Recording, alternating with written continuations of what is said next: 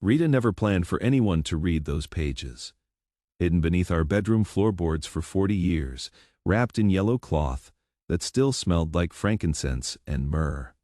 The diary contained 3 secrets that would shatter everything the world thought it knew about my final days. But first, you need to understand why Rita started writing in the first place. It wasn't for history. It wasn't for the children.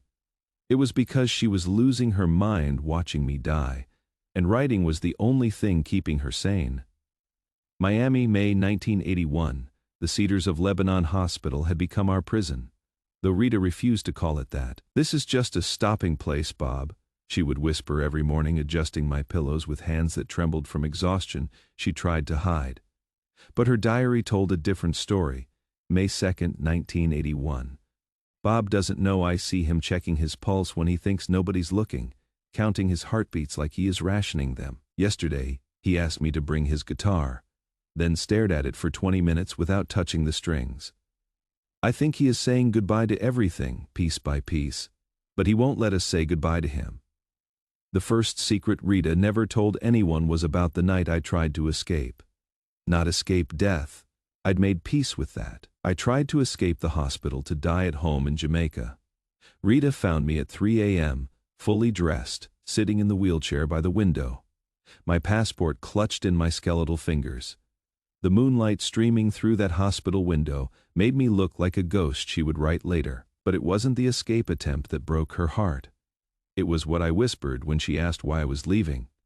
"Rita, I can't let them see me disappear. The music needs to remember me whole." She convinced me to stay by promising something she knew she couldn't deliver. "We'll go home next week, Bob. I promise." The lie tasted like copper pennies in her mouth.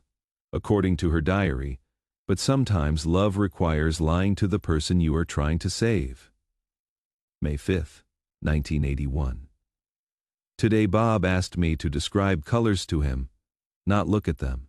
His eyes still work fine. He wanted me to describe what blue felt like, how yellow sounded, why green made people peaceful. I realized he is losing his connection to the world through his senses, so he is trying to hold on to it through my words. I spent 2 hours describing the color of Sunday morning in Jamaica. He cried. So did I. The second secret was about the visitors who never came. Everyone knows about the famous people who flew to Miami to say goodbye. Family members, musicians, Rastafarian elders. But Rita's diary revealed the people who stayed away, and more importantly, why their absence destroyed something inside me that the cancer couldn't touch. My father, Rita Marley, had been dead for 36 years, but I kept expecting him to walk through that hospital door.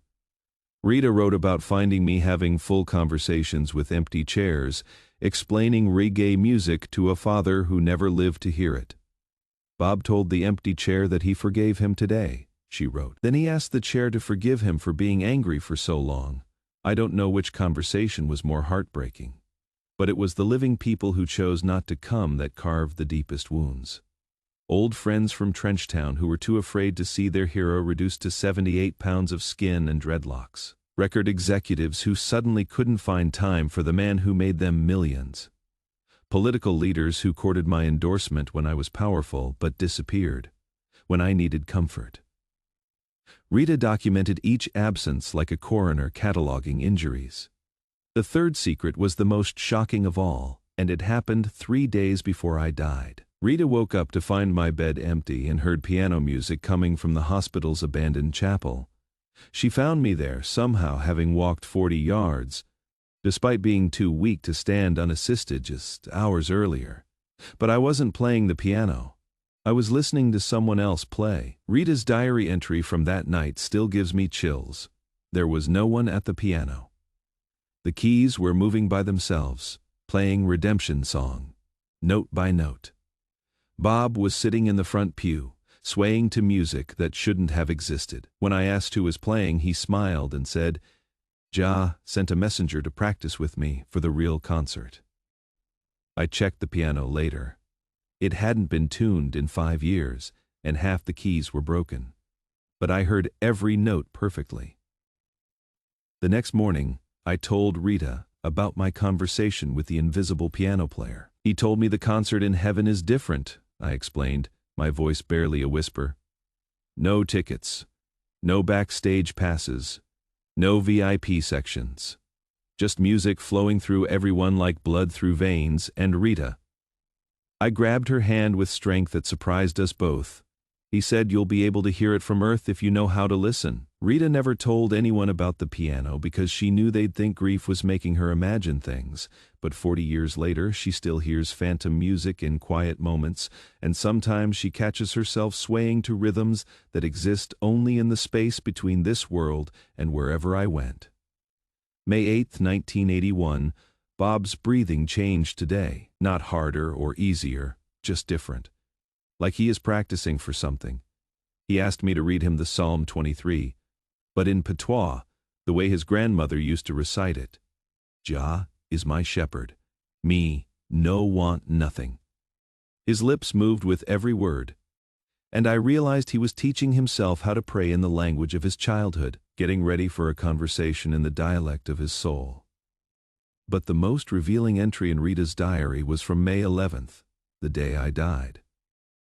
Not about my final words. The world already knows about money can't buy life.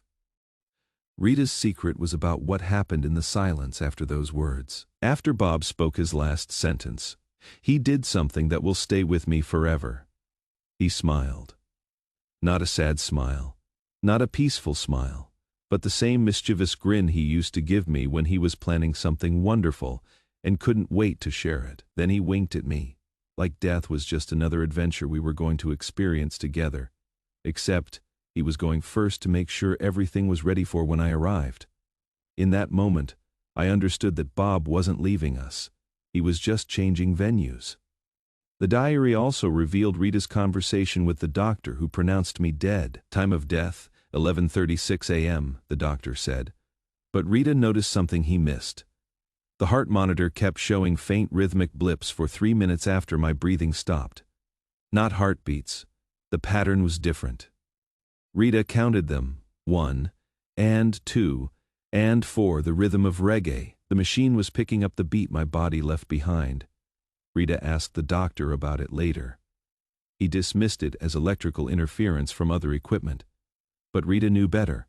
Music was so woven into my DNA that even my dead body couldn't stop keeping time. The final secret in Rita's diary was about what happened immediately after my death, before the family was notified. Before the media arrived, before the world started mourning. Rita spent 1 hour alone with my body, and she used that time to have a conversation she'd been postponing for months. She told me about her fears, her anger, her plans for raising our children without me. She confessed to feeling relieved that my suffering was over, then immediately felt guilty for the relief. She promised to protect my music, my message, and my memory. But most importantly, she thanked me for choosing her as my partner in this lifetime, even though being married to a prophet meant sharing me with the entire world. I told Bob's body everything. I never told Bob the man, she wrote, and somehow I felt like he finally had time to listen to just me, not the demands of everyone else who needed pieces of him. Rita sealed that diary the day we buried me and never opened it again until 2021, when our son Ziggy convinced her to share some of the stories for a documentary that never got made. She gave the diary to him with one instruction: don't let them make Bob into a saint. He was a man who channeled something holy, but he was still a man. The diary proves that. But Ziggy never shared the full contents. Some secrets are too sacred for public consumption. However, 3 entries from Rita's diary were eventually shared with close family members, and those pages revealed the final piece of my story that changes everything you thought you knew about my last days. Rita wrote, Bob spent his final week composing a song in his head. No instrument, no recording equipment, just humming melodies and whispering lyrics when he thought no one was listening. I caught fragments. Every ending is a doorway. Every goodbye is hello somewhere else. Jah's music never stops playing, it just changes keys. The song was about death being another form of birth, and music being the bridge between worlds. Bob was writing his own eulogy, and it was the most beautiful thing he ever created. No one else will ever hear that song, but it exists somewhere in the echo of his voice, waiting for the right moment to be remembered. Rita Marley lived until 2021, carrying these secrets for 4 decades. She never remarried, never stopped wearing her wedding ring, never stopped feeling Bob's presence in moments of stillness. The yellow cloth that wrapped her diary eventually became a head wrap she wore to every family gathering, carrying the essence of her secrets close to her heart until her own transition. But there was one final entry in Rita's diary that she wrote 6 months after my death, an entry that revealed something extraordinary about our connection beyond the physical realm. The 15th of September, 1981. Last night I dreamed of Bob, but it wasn't really a dream. I was wide awake in our bedroom when I heard his voice singing, "Three Little Birds," from the kitchen. I found his guitar lying on the table, the strings still vibrating as if someone had just finished playing. When I touched the strings, they were warm.